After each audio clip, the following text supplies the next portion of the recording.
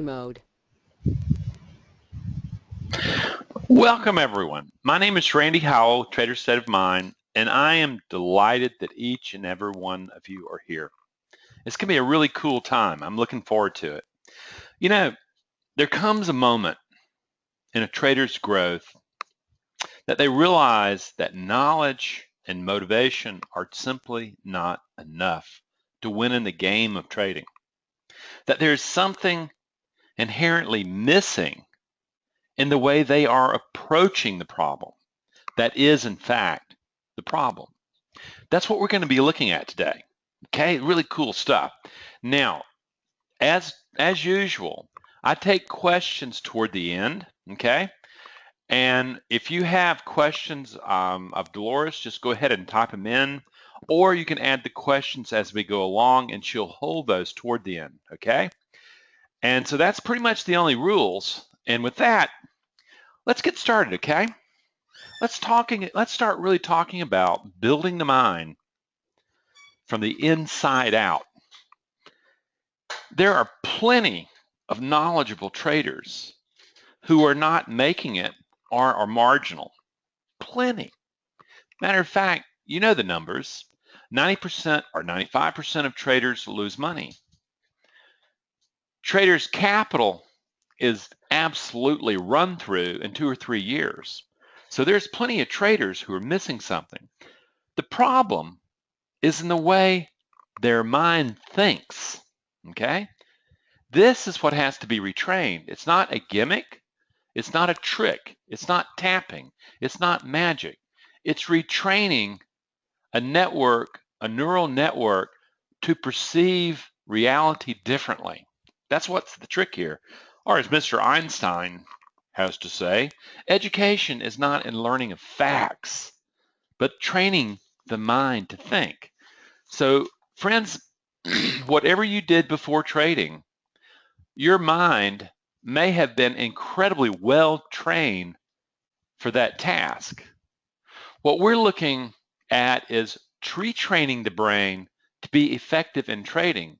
And I promise you, the difference between whatever you were doing and whatever success formula you were using in that other endeavor, trading requires something extraordinarily different. And that's what we're going to be looking at. You know, what you see on the surface when people are really, they start talking about trading, they start talking to trading salesmen and stuff like that, with all the dazzling potential of trading, seems so doable, so easy to success. Okay, you realize, hey, I can do this. Yeah, I see a lot of people are missing, but you know something, I'm special. I've got it. This is sheer hyperbole. Trading is one of the most difficult endeavors to become successful in that you're ever going to encounter. Just look at the numbers, okay? And you're going to realize a lot of us get in thinking, you know something, the way they're talking this, all I really have to do is get this simple thing down, and all I have to do is then size it up, and then we're off to the races. It's going to be so much fun. It's going to be so much fun. But then traders get fixated on this sizing up business, this potential of the trading, and all that money. It just kind of is a pot of gold, you know? And while they don't see what is actually required to get the job done, okay, that's the point, is that success in trading is literally very different than success in other areas. And I can promise you, the mind that you've brought to trading is not going to be the mind that produces success in trading, unless, of course, you win the genetic lottery. Okay? So we look at this thing, and they get all this fixation on this dream, and they believe that there is a special knowledge that will make the difference, and it will go on and it will produce. They go on a quest, and they start looking for that. They go through different teachers. They start all sorts of specialized knowledge. They look at just different indicators, different signals, different this, different that, looking for the aha moment. They don't ever look at the psychology of performance. until it has to become an issue. When everything else has been eliminated, psychology of performance becomes an issue because they really believe that they're winners and can translate that into trading. Okay? It's just a success attitude. That's all it is. That's all they need. And that's not what required is in trading. So what happens is here they are, they get locked into an ideology, and this focus gets them locked into this tunnel vision that takes them years to wake up from. And I see people all the time, they wake up really late. They don't have any capital left, and they say, you know something, I didn't realize it was between my ears. You know, I thought the answer was out there. No, no. The trading account's been telling you all along that the way you're thinking, approaching, is not producing the capital. That's what you need to listen to. So ultimately, what they don't want to believe and don't want to see is the biology-driven feeling of certainty that keeps them locked into the mentality of almost there. They're almost there. They're almost there. You know, they just need to chip away, chip away. They're going to hit that vein of gold. They're so close. They're so close. But they don't know how to train the mind for trading performance. And so they stay so close. They have the knowledge. They have the system. They're missing this one glitch. They're missing a trained mind for trading. And that's the whole key. It is so different than the mind that you used for success in a lot of different areas. So what happens is they go on doing this, and finally, the survivors, and I mean survivors, recognize that they are the problem, that the space between their ears is the problem, that the bubble that they've been living in and feeling good in and certain in, but their trading account is not making a difference. This is the time for change. This is the time where they realize, you know something, I have to step out of what I thought was going to make me successful, and I have to start really looking and going, well, what is going to make success happen in trading? And I want you to imagine that, okay? You get there and you realize that I'm going to have to change. Then how do you find something effective at teaching performance psychology? How do you do that? There's a lot of junk being peddled, friends. I see plenty of stuff about NLP. I hear about tapping. I hear about, you know, all those visualizations. I hear the affirmations, the positive mental attitude. I hear all sorts of stuff, and I hear I'm going to have music in the background. I'm going to have subliminal suggestions in the background. They don't stand the test of time. And also this, okay, outwardly, we're going to produce a mantra of disciplined trader, and they keep reading, they keep trying to do, and it doesn't happen. So ultimately, how do you discern a good program? Okay? When you don't really know how to define the problem in your performance. You say, well, the problem, the performance is that I'm not making money. Well, no, why aren't you making money? You know, ultimately, the big deal is this, is you become the resistance to the change that you're actually seeking. And most get stuck here in this resistance business, and you languish. And they say, you know, I'm not going to spend my money on something that may not work, when they're sitting there surely squandering time and money on what's not working already. I mean, if you've lost 10, 15, 20, 50, 100, 200, $1 million all up the line, obviously what you're training to is not working, and you need to start looking and exploring about how do you produce a mind that can manage uncertainty. This is the deal. But yet, what you discover the moment that you mention that dirty word to the mind and to the brain, you discover enormous resistance to change, just like in this image. So you come to the moment where you go back, you know, I would rather just do wish, wish, wish, wish. I wish it could happen. I would wish it happened. I'm almost there. I wish it could happen. And wishful thinking replaces analysis, okay? Quick fixes seem like a good idea. You know, those affirmations, those visualizations, all that stuff, what you discover is these approaches do not get at the core of the problem. And the core of the problem are your really deep set beliefs about your ability, your capacity to manage uncertainty. When you're in the midst of it, okay, what happens to the powerlessness? You get caught in a powerlessness thing and you fall apart. You're in the middle of a trade, it's bouncing around on you, it's fluxing around here and there, you feel that powerless. That's your belief about your inability to manage uncertainty. Your sense of God, it never goes my way. That's your belief. That you need to make a lot of money to matter. Those are belief systems, and the trading gods are awful in their treatment of people who equate net worth and self-worth. So you're looking at this thing and you're going, wow, okay, this is about my beliefs. Yes. This is about your beliefs put in play by uncertainty. That's what it is. So then we're going, okay, but God, it feels so much better having the illusion of control, you know? The illusion of control keeps you locked into believing that there is a solution out there rather than in there. You want to believe in the control of outcome, okay?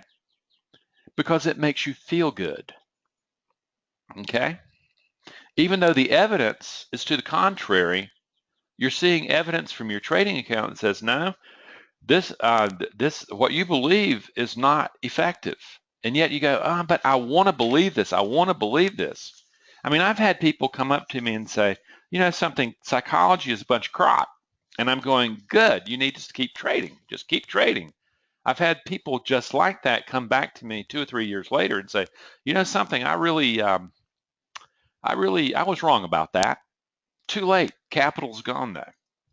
So ultimately, then you come to the moment of where you go, okay, your success in learning how to manage uncertainty is in complete opposition to your biology and psychology's drive for short-term preservation.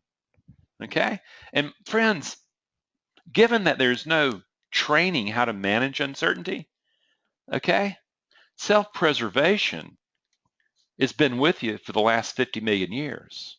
And here's Alexander Hamilton, you know, one of the founders of this country, of America, I should say. There's a lot of people from other countries here. Is what you discover is the first order is self-preservation. You see that all the time. The first time that you hesitate, okay, if you're sitting there looking at, man, this is a good setup, it meets all my criteria, and I should be in that, you hesitate, you don't enter the trade. The drive for self-preservation has won the day. Its drive believes that, well, if you don't get in that trade, you can't risk and lose. And you can't lose your life, according to the mammalian brain. Okay? You see how that works. If I don't get in it, I can't lose. So there's a go. That's what the big deal is, and that's what's going to have to ultimately, you're going to have to get past. And why do you have to get past that? Well, this is what triggers. You know, here you have, it seemed like a good idea at the time.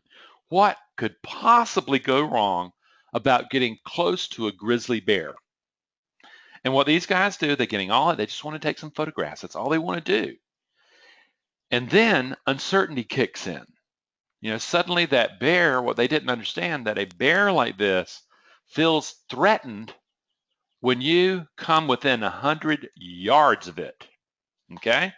And suddenly uncertainty has just triggered its ugly head. And there you are, all that certainty thinking is just bashed out and it's gone. You've gone haywire. That's exactly, this photograph is exactly what happens when your brain is hijacked and all of a sudden you go bananas and you don't know what in the world you're doing. It's exactly what's happened. Is the fear of preservation short term has been triggered and hijacks rational or deliberate mind. That's what's happened. And what happens is until you can manage that, you don't have a chance. So why is that? Your amygdala and your emotional brain just simply take over action potential, okay, under the stress of uncertainty, unless you've been well trained in that environment, okay? And suddenly you perform like a threatened animal rather than as a human being that can think through things. Do you see that?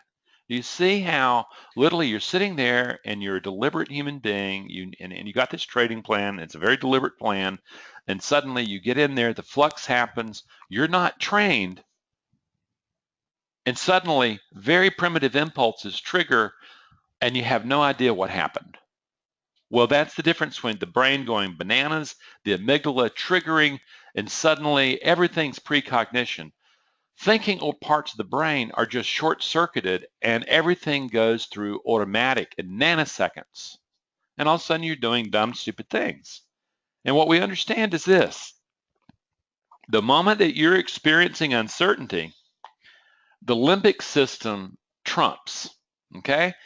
Many years ago, beyond our wildest dreams of time, uncertainty and fear became emotionally linked, so that when you experienced uncertainty, what triggered was fear.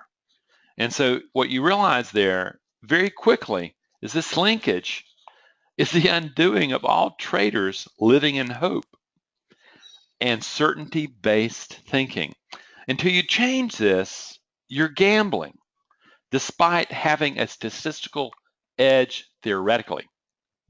If you can't get your mind focused, really ready, you're gambling. That's what many other traders, very good, are depending on. That's what they're depending on, okay? So then we go, wow. So uncertainty is going to trigger this primitive programming no matter what, okay? Particularly no matter what you want to believe. And if you talk the talk saying, this is what I believe, and in your trading account and your performances tell you different, what you're discovering is that there is no quick fixes. This requires this mammalian brain stuff, the chimp in the brain stuff, requires reprogramming the brain and mind from this default programming into probability-based thinking. This is the trick, friends. And until you recognize this is going to be work, this isn't something that you're going to snap your fingers or you're going to read a book and you're going to do a couple wishful thinking exercises, like I have very good guided meditations and stuff like that, and you go, oh wow, man, these make me feel right. I can go in and trade for a little while. Ultimately, you still have to, instead of using a hypnotic trance to get to something, you still have to get to the core belief. Okay? And you have to be able to take the biology of uncertainty linked to fear, chimp brain, and you have to be able to replace it. You have to know how to regulate it. That's what the deal is. Because once you realize, oh, this chimp's following me, what you realize is that literally psychology becomes organized around a particular form of fear. Your hesitation, basically it's a way of winning in self-preservation stuff, okay? Then you start looking at his anger as an attempt to recover losses from the enemy. And suddenly you realize this bias against uncertainty. This is where all these fears we talk about traders having, like the fear of loss, the fear of missing out, the fear of failure, the fear of success, the need to win, all that stuff. What you realize is they come forth from your beliefs about uncertainty and the bias that your genetics has produced over a long period of time that biases you toward certainty-based thinking. Even if it's wrong, your brain's still going to want to have it. It would rather have the reassuring lie than the truth that it needs to adapt to. So ultimately, once you realize this, all fear-based stuff, man, the trader really has to learn how to regulate emotion so that fight-flight is not activated. Once it's activated, once fight, flight response is in your bloodstream, you're toast. You're gone. You should just get out of the trade, do whatever you need to do, because you no longer have a mind fit for trading. It's been hijacked. So ultimately, these emotions are biological and they take over psychology. Once you understand that, you begin to realize, well, an emotion has an arousal process. It has a feeling process. It has a motivational process. It has beliefs tied to it. You start going, huh, wait. Breathing style, muscle tension, and fixation are all part of a growing emotion about to explode. This, my friends, is where you can be taught to manage and regulate the intensity of the emotion. This is the first 2 to 3 weeks of my coursework. Is you're learning, you're not getting at the belief structure yet. You're getting at the emotions to calm them down so that you can get to the belief structure. Otherwise, you never get to that. And ultimately, it's not that hard. What's hard is this: is I get a lot of people that have trained in pranayama and breathing, relaxation response, yoga and stuff like that, and they go, okay, well, I know how to do this. Why can't I do it when I'm in trading? The reason is that they have not been trained to do that under the pressure in the environment of trading. They can do it in the yoga studio where everything's calm and quiet and stuff like that. That's useless. That's not a skill in the trading world. You have to learn specific skills for the environment. And many people believe they should be able to do this, but they can't. It's really basically in learning this, and this is one of the first things I teach, is that ultimately you have to learn it in the environment you're going to be applying it in, or it's not a skill. So what happens when you say, you know something, I finally got this thing down where I'm really learning how to regulate my emotion? Friends, this is when it gets interesting, because this is what gets you to the door of the mind. This is the big object at first, okay? This is where we find the beliefs that impact your trading performance. But the thing is we have to be able to get the emotion under management first, or you never get access to the faculty of mindfulness. This is where it all makes a difference. You start realizing you stand back and you start recognizing that, you know something, I'm beginning to see this, that you're not your thoughts or your beliefs.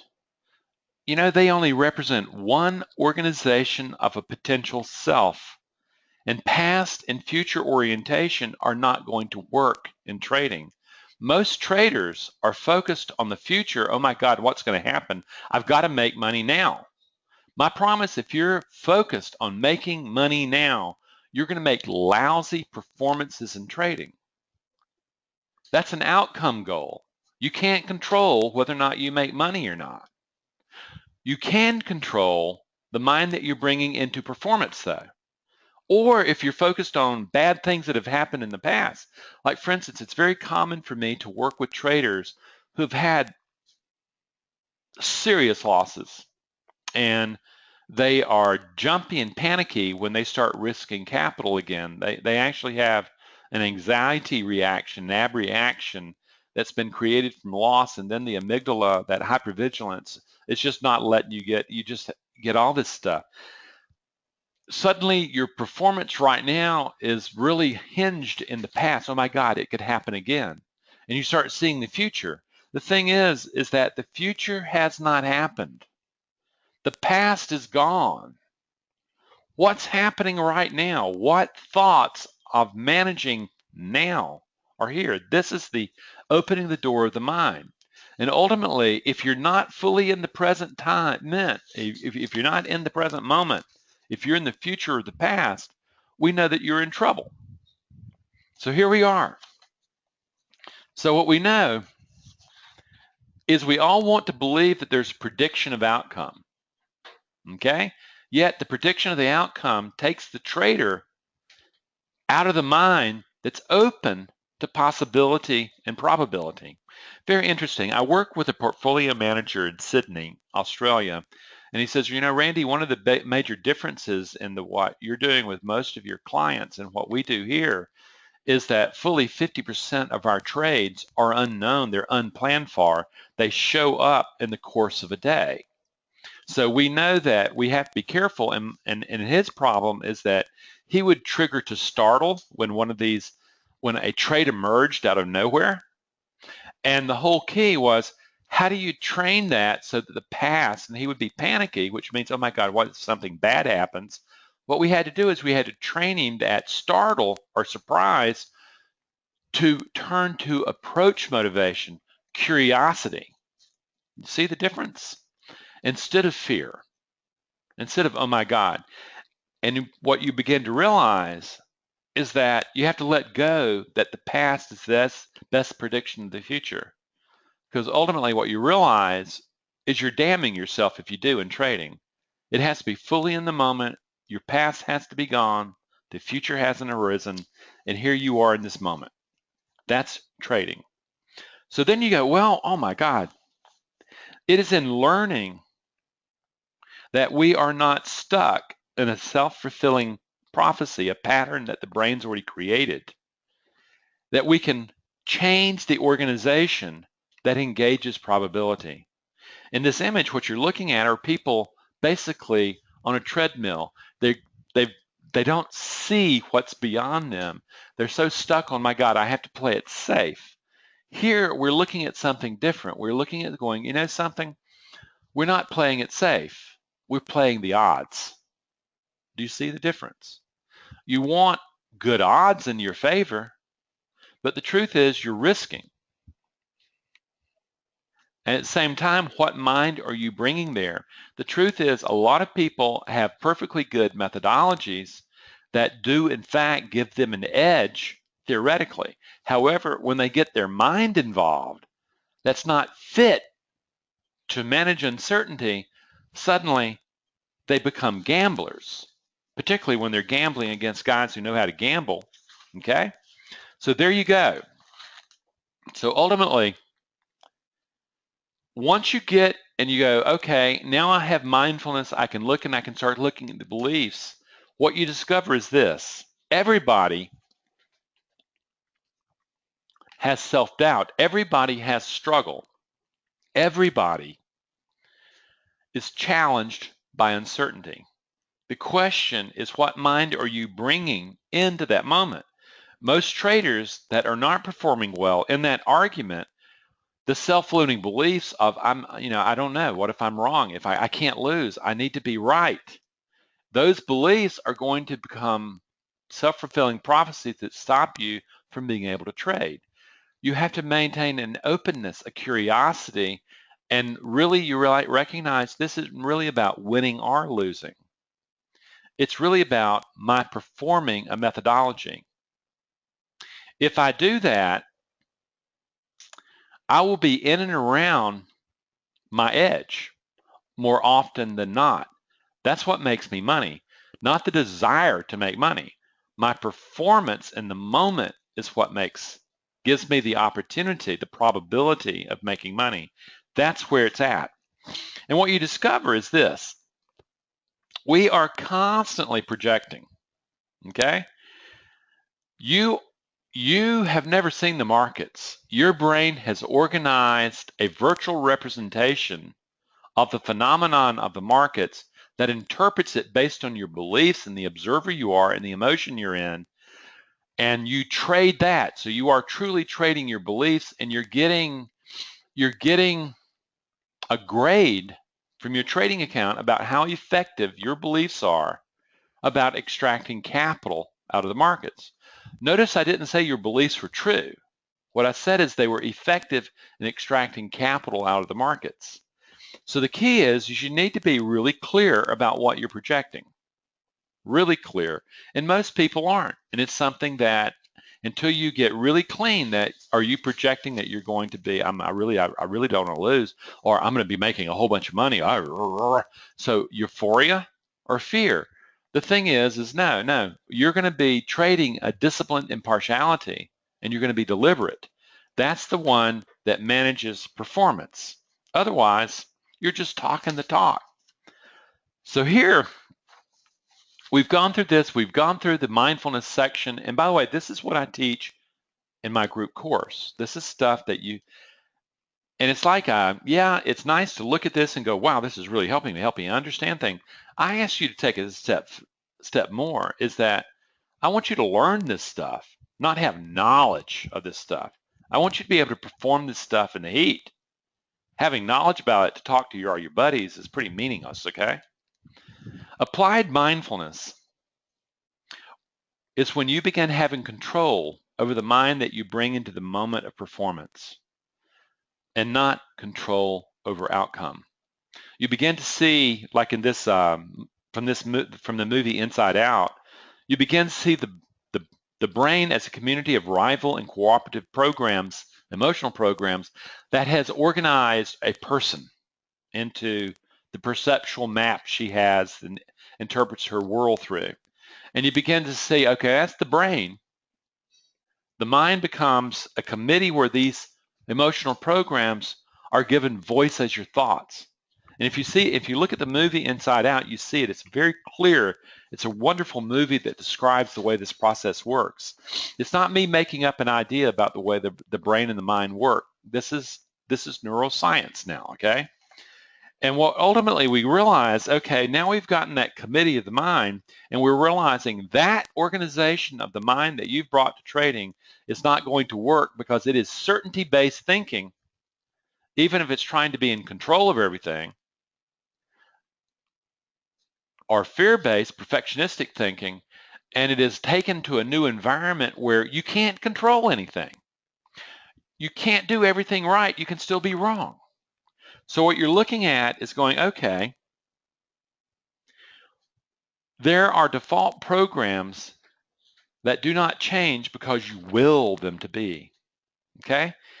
What happens is you have to go in and you have to change them. You have to create different programming, and you have to say, you know something, I understand how those programs got organized into the particular mind that I brought to trading. And what I also understand is that's a certainty-based mind, not a probability-based mind. And I need to reorganize, I need to retinker this mind so that it's matched up with the needs of the job of trading, okay? Your mind may have been very well matched up in your business or corporate life before trading, but not so with trading. It's not that you have a bad mind. It's just that it's not built for trading, and you're going to have to rebuild it. That's the point. Okay, so ultimately then, you're going to recognize this. These emotional programs right here, discipline, courage, self-soothing, impartiality, are simply part of your genetic inheritance, okay? And ultimately, these can be experienced, okay? They can be managed. I use a specialized form of something called memory encoding and restructuring, where we're taking actual experience and we're recognizing that the brain encoded the experience into memory in such a way that didn't allow you to get at discipline, courage, and self-soothing and partiality. But in fact, you can see they had to be there for you to have performed under a particular challenge. And we start mining it, and we start reorganizing the content of the encoding so that we get at the emotional program. Then you can learn to call up that emotional program. This is when it gets really interesting, because you realize, oh my God, what this is really all about is I'm beginning to realize that all thinking is emotional state dependent. The ticket here is moving away from certainty-based emotional programs giving rise to a particular kind of thinking and going toward probability-based thinking that is a very different emotional cocktail than having to win, or the good times are going to roll, or God, I can't lose. Suddenly you realize that I can build an emotional cocktail that builds a probability-based mind. Yes, and that's what's taught in the group course and the individual course. So we get there and we're going, okay, now it's in reorganizing this committee. Okay, that's where the magic happens. Imagine approaching uncertainty with a probability-based mind rather than a certainty-based mind. What difference would that make in your trading? Where you're focused on performance, where I know that as I'm focused on performance, I know that I'm bringing everything right into performing that. I also know that despite all that, that's the only control I have. I don't have control over outcome. I have control over my performances. And I know that there's going to be losses, there's going to be gains, and based on my methodology, I know that I'm going to get my share. That's the power. That's how you can reorganize this committee for managing probability. Really interesting stuff. But then we're going to take it one more step. You realize that this is more than just a brain. This is also a mind where these programs have been given voice. And all of a sudden you realize that discipline, the emotional program discipline, becomes a ruler inside your mind. The emotional program courage becomes a warrior in your mind. The self-soothing program becomes a caregiver. The impartiality program becomes a sage. And all of a sudden you realize that, you know something, what I can do, just like an avatar, is that the man faced his fears and he took on the baddest dragon dude he could find and he won. He found the courage to go through everything.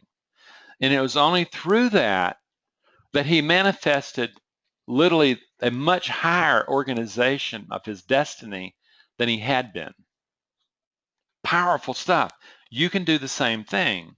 You can start building these parts of the self so that you have a probability-based mind that's not thinking I got to win money right now. No, I need to perform right now. I can control my performance. I can't control whether or not I make money or not. Completely different animal. So then, you know, in this image, God bless his soul, is that this depicts what doesn't work. It's learning how to think differently under the pressure of uncertainty rather than thinking prosperity is right around the corner. You know, prosperity will be right around the corner, not with more knowledge, but with a mind that can drive that knowledge. And have you ever noticed that doing it yourself is about as likely to work as winning the lottery? You can feel certain you can feel good. Or dieting. You know, if you notice that 95% of diets don't work, all this surface behavioral stuff doesn't work. It doesn't get at the problem on a level that can make a difference. That's why it has to change. So ultimately, all these things that we're talking about are actually taught in all of the Developing Trader State of Mind courses. And they're all built for moving from a certainty-based mind to a probability-based mind. Okay? This produces a very different mind than the one that you're currently bringing to manage uncertainty. But you think about it. What happens in this stuff is you are taught a very different new understanding of body, brain, emotion, and mind. That sets up the thing so that you have a theoretical understanding from a neurological standpoint of why this is necessary. Then you learn emotional regulation. Got to do it. You got to get it. Most people never learn that, and they have no idea when they got hijacked. They just know they're continually hijacked, but they have to learn the emotional regulation skills. When you get that, you can start producing mindfulness. You really start going, you know, I realize that my thoughts and I are not the same, and I realize that I'm just one potential organization of a self.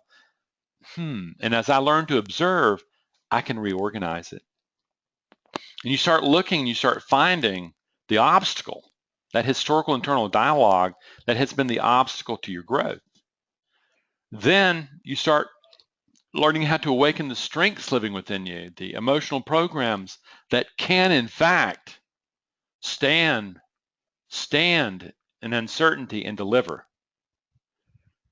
Then what you really do is you're learning how to approach uncertainty. You learn the intentionality of going, you know something, What I know is that I need to be very intentional about the mind that I'm bringing to trading. Otherwise, it will blow up in my face. I can't tell you how often that is. These are all taught. So my question here is this. What does it cost you to hold on to old ways of doing things? In time? How long have you been at this? I know people have been at this 5, 10, 15, 20 years, and they don't really have much to show. I know people who have been at this for 2 or 3 years and think, God, when are things going to change? I know people who have died the death of 1,000 tiny cuts, just bleeding capital ever so slightly, but not making progress. I know people who have blown up fortunes. The key is there's a cost to it. And what we want to do is understand this, is that the markets, the market gods don't care about your resistance to change, about your needing to do it yourself. I can do this. The truth is, unless you're enormously lucky or enormously exceptional, you can't. You're going to have to learn a way of redeveloping the mind for trading. I encourage you to look at our programs. And my promise is this I get this too. Nothing is certain, okay? And what we are doing here, and people who've been around this, what they recognize is that our training is a high probability possibility, okay? Every trader has to learn what we're teaching. They may learn it different ways, but sooner or later, hopefully sooner, you learn how to regulate, you produce mindfulness, you learn how to develop a very different mind. This is the key, friends. And what I'd like to do is I'd like to extend a very special invitation. Here pretty soon, the middle of this month, we start another group course. We already have people enrolling. And what happens if you come to the moment where you realize, the problem is not out there. The problem's inside me. And I need to do something about it. What I invite you to do is to find the courage and conviction to do what you need to do. Train yourself. Train yourself for this career that you were totally unprepared for when you got here. No matter how much you thought you knew, the point is the mind required to trade effectively? I promise you, you did not come equipped with. What I ask you to do is take the step and have the conviction to say, I'm going to train. And what I want to do is this course teaches all the basic skills. It's a good course. And we meet 5 times over 10 weeks, literally go over step by step. And this is not just we're going to talk about something. No, we have a course that has objectives that one skill leads into another. And when you walk away from it, you start out not knowing what in the world's going on. You start out and then you learn regulation, then you learn mindfulness, then you learn the part that's really been blocking you, the historical internal dialogue. You learn how to develop and organize a powerful new mind for trading, and then you turn toward the struggles, but with a new mind. And what we want is we want people to get in early, at least 3 days early, so they have time to start with the first exercise, to get started with the emotional regulation, because my promise is this course starts at a dead heat. It is assuming that you have already been studying the emotional regulation. What I want to do is offer you a free gift for early entry. It's normally when you go to our website, you're going to pay $200 for. It's the emotional regulation workshop. I want to give it to you free, so I want you prepared for the first meeting. I want you motivated and have a conviction that you're ready to go, you're ready to learn, and you're ready to develop the mind for trading. That's what I'm looking for. So take advantage of it. And of course, if you'd like, talk to me about the individual course. But right now, the thing is that the group course is an enormously efficient and effective way of learning the skills you need for developing probability-based mind. That's the truth. And I invite you to take advantage of the free gift, and I invite you to show up and harness and learn how to build his mind. And I want to thank you. If you have questions for me, please type them in, and we will see what we can do. I will answer as many as I can in a little bit of time we have left. And I have thoroughly enjoyed being with you, talking with you, and sharing with you. Is that I know that it's interesting, it's kind of like a family. There's a lot of people who come to these particular things because they've worked with me, but this is a way to stay connected, and it's the way they keep current with the work and stay fresh and alive. So we're not seeing any questions right now, so it may be that I have answered this all so good that nobody has questions about any of the content of what I've talked about or the group course. Okay. Oh, okay. The cost. The cost of the group course, it's a couple different ways.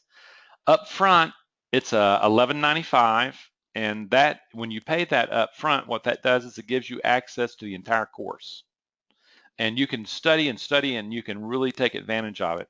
Or you can take the payment plan, and that's at $239 per month. Every 2 weeks for 5. So there are 5 payments, and it allows you to kind of pay as you go, and it just makes the threshold easier and more effective and more efficient to get into. So, well, I am not seeing any questions. Are you, Dolores? Here's one.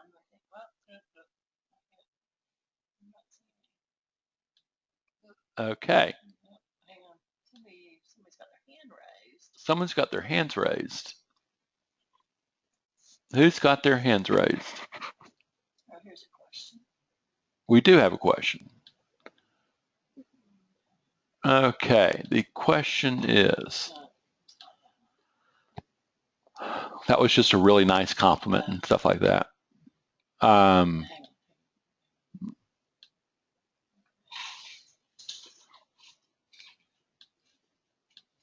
Okay, we're getting a lot of kind of how-to questions that Dolores has answered. Okay, if applicable, how do you teach patience?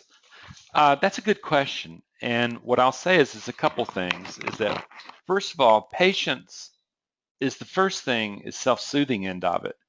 Is what you're doing is patience often is associated with an urgency to do something. And the first part of teaching it is to recognize that there's nothing to do. The second part of it is that you practice patience. The other day I was in a situation where I couldn't change anything, and I was irritated at having to wait and stuff like that. And I found that this was an enormously effective time to practice patience, in the same way that traders have to learn to practice patience too. Okay, we actually have a lot of questions now. Okay, second one. Is it important to read your book, Trader's State of Mind, first before we start the course? I would.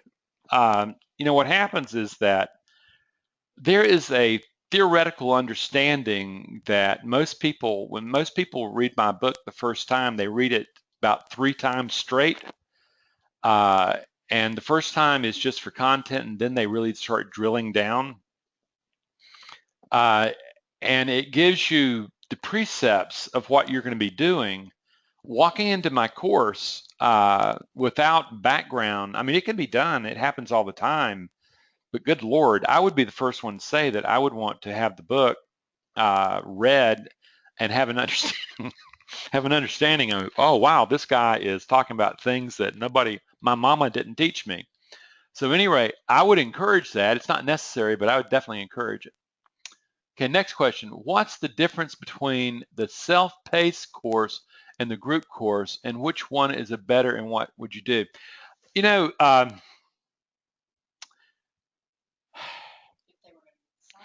The thing is, the group course, first of all, you have access to me. You can email me. You're talking about the self-paced course, not the individual course. Yeah, I understand, Dolores. And there's a group of people around you, and you also you get the lectures of explaining things, and it's quite a bit. What we have a lot, people if we have the opportunity, we prefer, instead of the self-study by itself, we prefer people taking the group course but not attending sessions. What that does is it allows them to have all the lectures and stuff like that, explain stuff, all the questions that other traders have. It's a much more complete, in-depth course, okay? And it's like $200 more. Yeah, and you get all the recordings uh, of the stuff. It's a much more effective way, and we see that a lot, particularly out of Asia, where it's, and well, Australia too, is they'll take the group course, but they don't attend. But at the same time, they get all the recordings, they get all this stuff, and they can also email me. Much more powerful stuff. Next question. So if I am continuously place trades in the opposite side than the market goes, is it because of my emotions? It's because of your emotions, yes, but it's also a cause of the meaning or the beliefs that have become embedded into those emotions in reaction to circumstance in the environment. Basically, when you're saying, I do the exact opposite, what I would say, why are you sabotaging yourself? Where did you learn to sabotage yourself? And how was that such an effective strategy at another point in your life? Okay? That's generally how that works. And you discover that what you're doing in trading, you've been doing in the rest of your life too. It just hasn't caught up with you. Trading is, it's almost like instant karma. You don't have to wait a lifetime. You get it right now in your face. And that's the main thing. But without knowing you, that's the best answer I can give. What is the end result of taking that course? That would depend on you. What happens is the end result, you will have learned, you have been exposed to the basic skills of being able to build a mind. I know people who go through that course, and they write me and they let me know, this has changed my life totally. This has made me a better trader, a better human being. There are people I never hear from again. There are people, then also when you take the group course, you're also allowed to audit it one more time, because we actually find that the first time through is crazy fast, and the second time through you're slowed down. You have the precepts, you know what's coming, and you learn at a deeper pace. The key is that some people just simply don't have a strong work ethic, and they expect this stuff to happen by osmosis. If you're one of those people, then don't get in the course. I don't want you.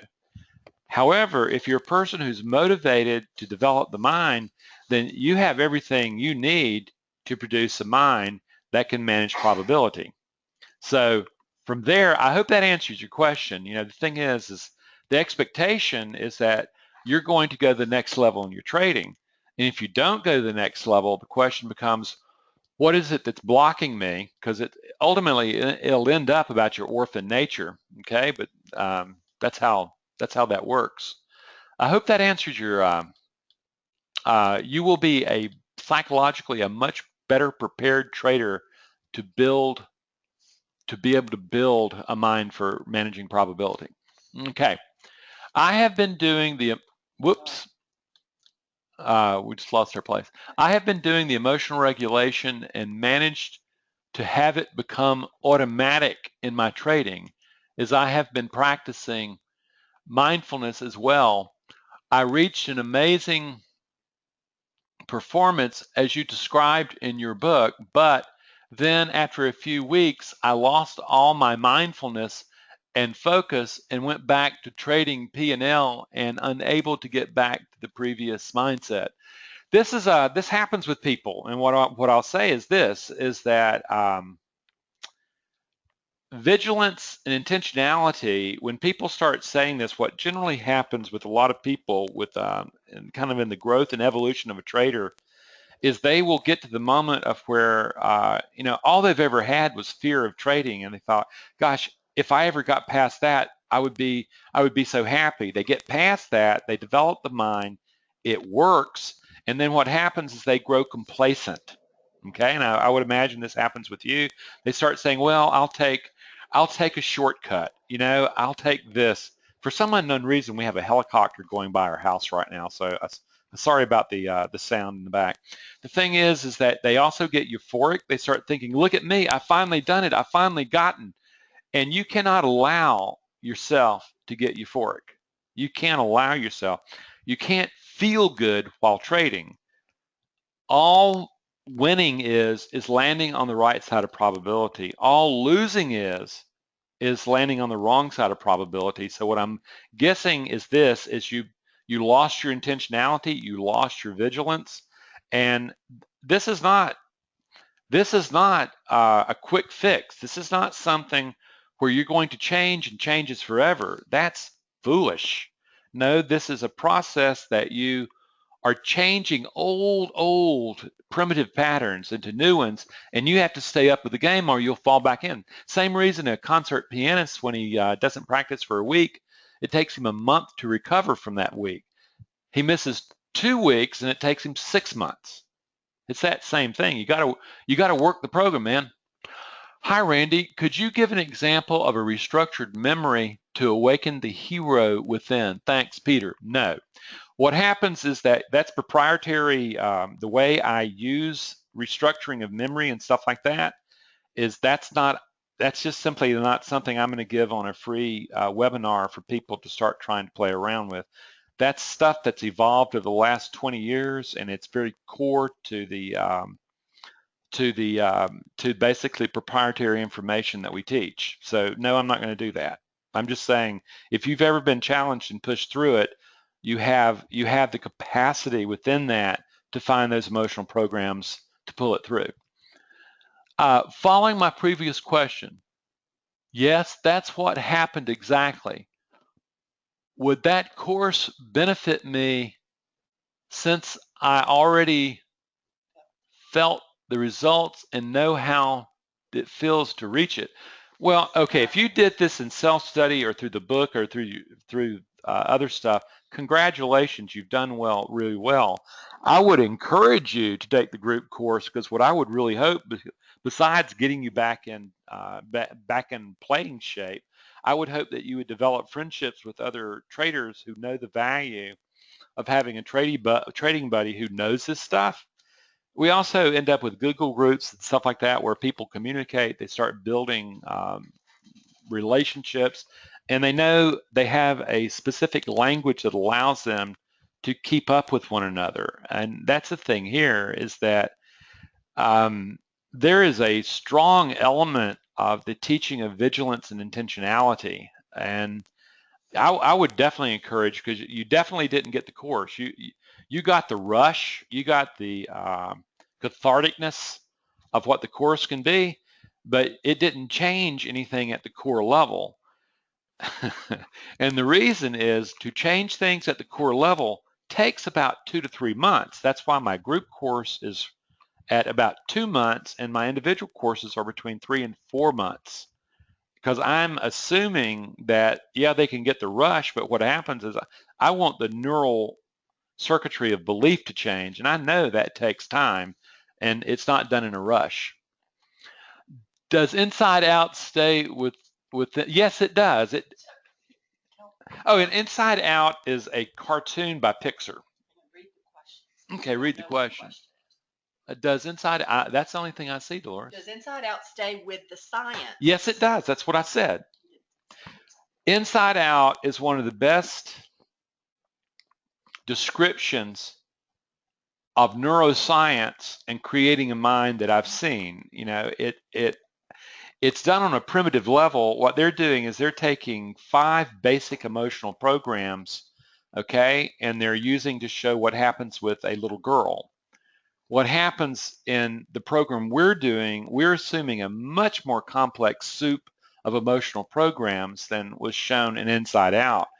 But what you see is the emotional programs duking it out, trying to take over, trying to cooperate with one another, and you're looking at the way memory is constructed, and you're looking at the influence of how different emotional programs have to be realigned. Like in Inside Out, joy and sadness have to become partners with one another in order to be able to integrate what the girl had been through and have a better day.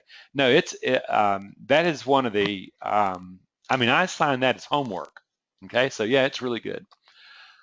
Okay, next one. I spent over 1 year reading through your book. A year?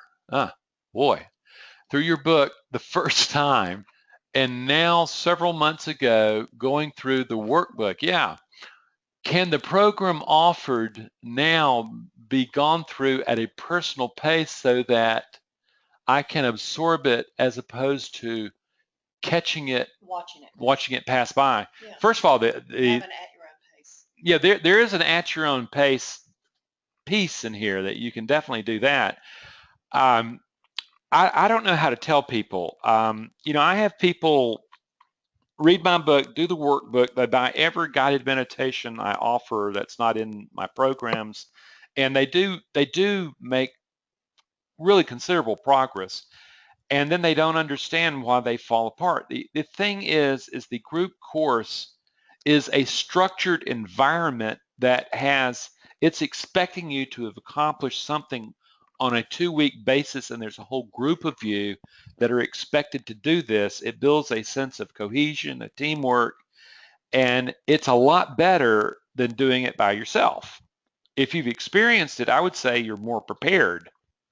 Understand, a lot of people audit the group course the second time to be able to get it at a deeper level. From my viewpoint, is that you've prepared well for the first day. And I would encourage you to take the course, okay? And recognize you're starting at a better place than the person who decides at the 11th hour to take the course, shows up, has emotional regulation and mindfulness jumped on him, and expects him to have done both those pieces in the next 2 weeks. You're in a lot better position than that, and we'll get people that do that, but I really prefer them taking the prize and having some training. But I encourage you to do that. Okay, friends, I have we have another consult, and I need to go. But I want to thank you for coming. I really liked your questions. It showed me that you're really thinking and you're really inquisitive. I like that, and I truly hope I see you in the group course or the individual course. And if you come to a moment of where you're really trying to make a decision about literally what should I do, there's always the free consult also. Okay, and it's something that it's there, and just go to the website and you'll find it, and we can talk. Okay, so friends, no matter what, I wish you prosperity. I hope that you are able to put your mind together and understand that trading, really what you learn in this coursework about trading is applicable to your entire life, and most people end up noticing their lives profoundly change in other areas just in trading. So I wish you well, folks, and I'll see you next time. I have had a great deal of fun. Thank you. Bye-bye.